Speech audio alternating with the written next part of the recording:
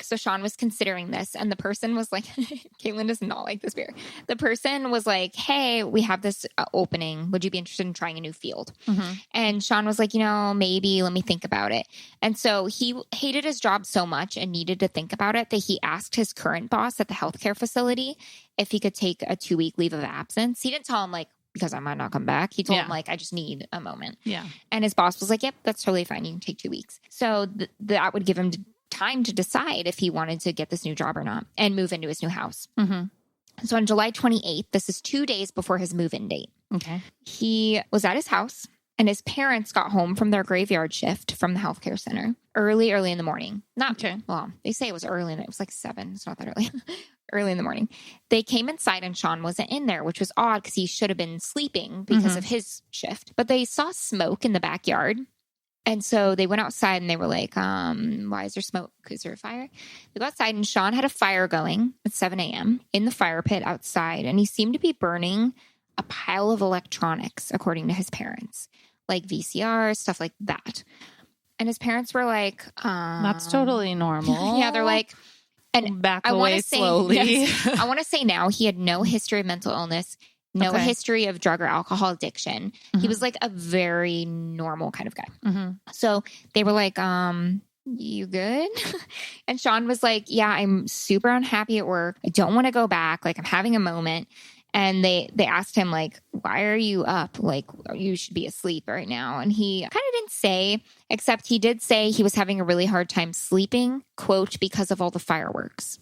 So I want to say that Shaun is 27 years old right now. Okay. Because the first thing I thought of was schizophrenia, because that usually...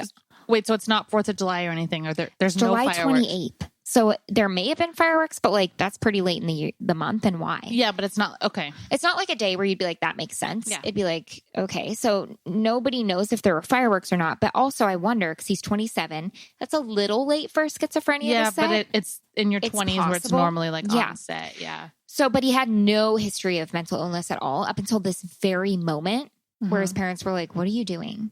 So his parents, because they worked at night, were like, okay, like get some sleep. We're going to bed because we just got back from work. And so they went to bed and they knew that Shaun had some plans to meet up with friends for drinks and like casual conversation at 5:30 that day, like in the evening. His mom woke up around 2:30 or 3, and she saw Shaun asleep on the couch or wherever he was sleeping. And she woke up from her day and was going to go run some errands.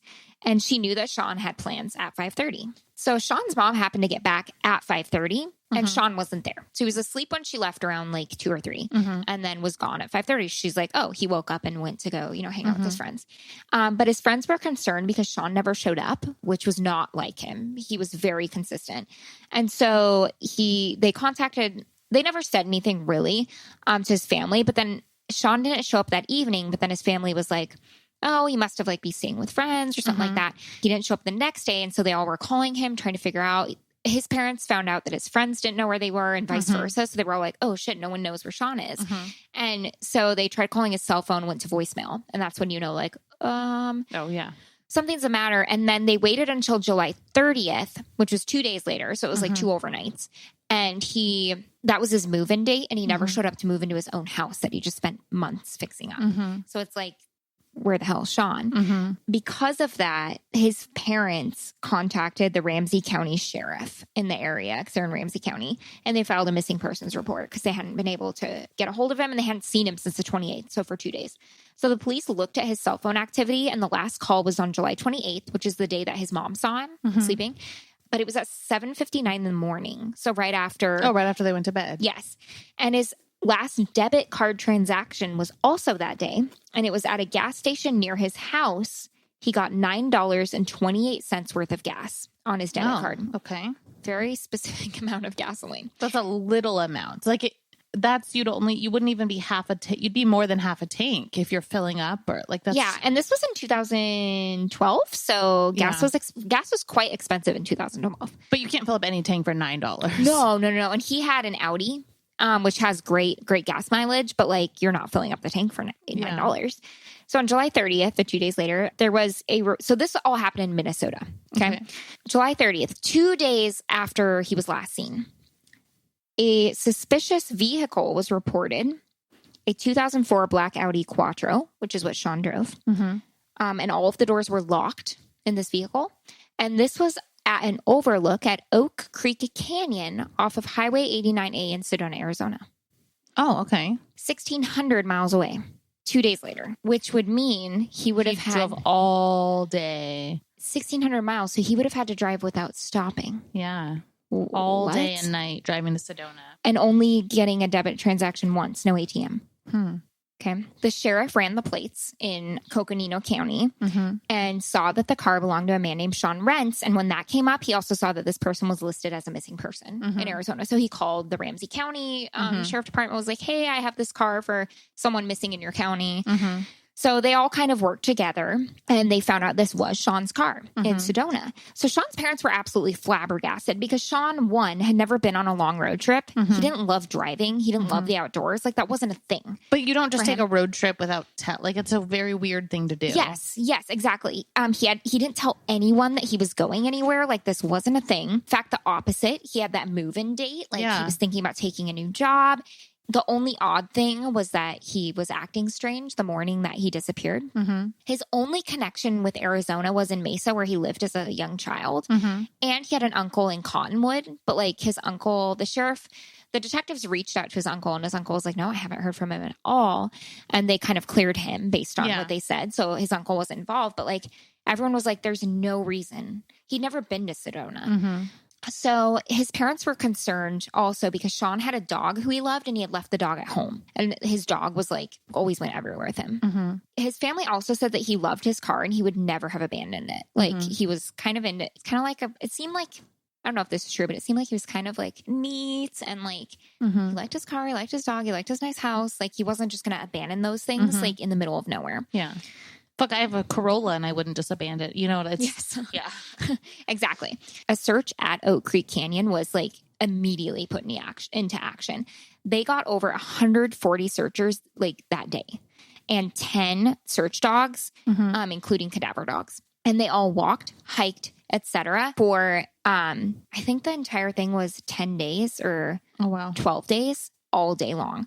So the first day that they were searching, a big monsoon came in and they had to stop.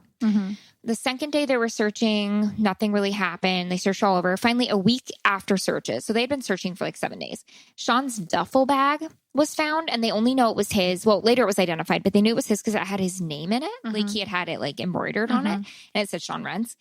They found it stuffed between two rocks on the edge of a cliff, like shoved inside the wall where you couldn't really get to. They found it with a drone. Like you couldn't get to that area on foot. Yeah. And so they removed it and there were just a few toiletries in there. That's all that was in there. Nothing else was ever found. They searched until August 12th. So from July 30th to August 12th, they didn't find anything. So August went by, September went by, October went by. On November 4th, months later, a man named Greg Cox was hiking in this area in Sedona. He was from Flagstaff, which is like a kind of nearby city, a couple hours. College town, NAU. Yeah. And it's really snowy there and all this stuff. He was hiking in that area and he was like an avid hiker. He was rugged. He knew the area. And about 3/4 of a mile from where Shaun's car had been found months before, and in an area that had been professionally searched, which I'm going to get into more, Greg saw what he thought was a deer corpse. And so he went up to it and it was mummified, which he was like, why is there a mummified deer down here? Like things don't just get mummified. And he went up to it and he realized it was a human. And so he called the Coconino Police Department. It was already 6 o'clock or so and he was on his way out of the canyon for the night. And it was getting dark. So the police waited until the next day because where he was hiking, you couldn't get to very easily. Like you had to go like some back crazy way to get to it. So detectives and medical examiners hiked down first thing in the morning. They had to go this weird way. They couldn't go from where the overlook was. There was literally no way to get to this place without like doing some roundabout crazy rugged hike. So they went in, they went down to where Greg had told them. There was a mummified body. The head of the body wasn't attached, but it was near there. They found it. And the body was entirely naked. And they didn't know who it was because it was mummified. A body just doesn't mummify on its own. I know. So the police and the medical examiner said that whoever this body belonged to, because they didn't know it was Shaun, which it is. Whoever this body belonged to could not have jumped from the overlook because the way you would have had to jump, you would have had to like fly. Like there's no way to land. You wouldn't right have there. landed there. Yeah. Yes. They also saw that it was too difficult to hike to. Like you would have had to go some other crazy way, like through the back or something of the canyon. They also said that the body this is all in the police report. The body did not appear to have been moved or touched by animals based on what they know. And also it did not appear to have any water damage from flash floods. So investigators identified the body as Shaun Rentz through dental records. Shaun was 210 pounds when he like went missing. This mummified body was 38 pounds.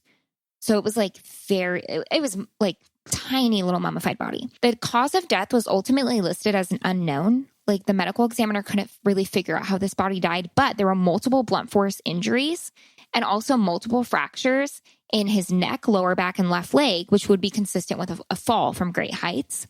But that's not the only thing that was on his body. It wasn't just like stuff from a fall.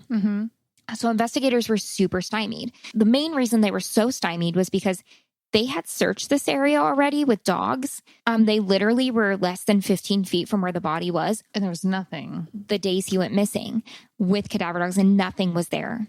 They even have drone footage, like literally nothing was there. So they were confused.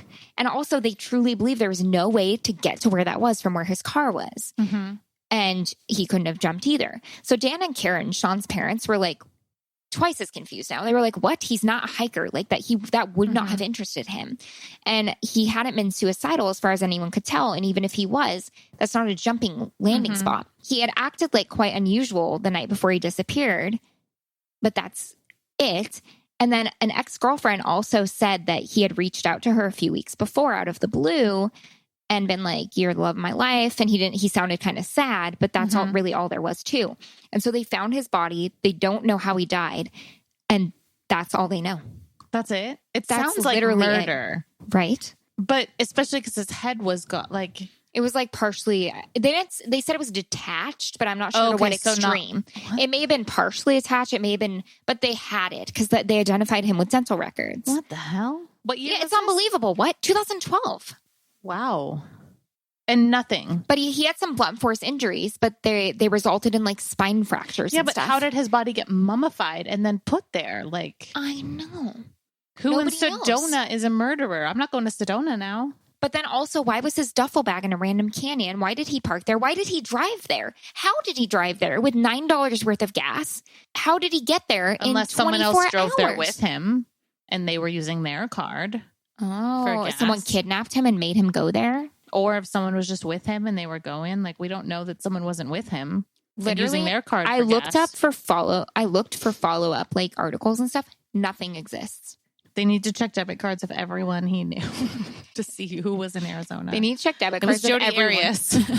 I'm voting Jodi Arias. It was Jodi Arias. This is our dirty little secret. That's my unbelievable case. Like that's just I need more than that. I don't like that. That's why it's more. I don't like it. That's why it's unbelievable. I need more information, Sarah. That case, Shaun Rentz, is like the case that haunts me the most is Emma Filipoff. We didn't, I think it was episode 6 or 7 was missing persons. I think it was episode 6 or 7. Shaun Rentz is another missing person. And I'm like, at least he's been found. Emma Filipoff hasn't, but like, yeah, but what the fuck happened? Why was he mummified? I get the Arizona heat, but it's Sedona, which isn't near as hot as Phoenix. He was I've never been to Sedona and now I'm not. What? I'm still going to go. I've never been. Caitlin. Will you take me to Sedona? Girl, I'll take you to Sedona. Okay. Okay. We're going to solve this case. Someone else had, like, if they'd searched and it's drone footage showing that there's no body there, that clearly means someone put him there. Or he was wandering around the canyons lost and wound up back that way and fell off something. Oh, like he was still alive when they were searching? Yeah, like maybe he got lost and was starving because he was 38 pounds, which makes sense with decomp, but like also, well, it had been months, but like from when you're 210 pounds. Yeah. But it's hard to tell because he's mummified. Yeah. It's nutty. What the hell? I don't know. I've never heard that story.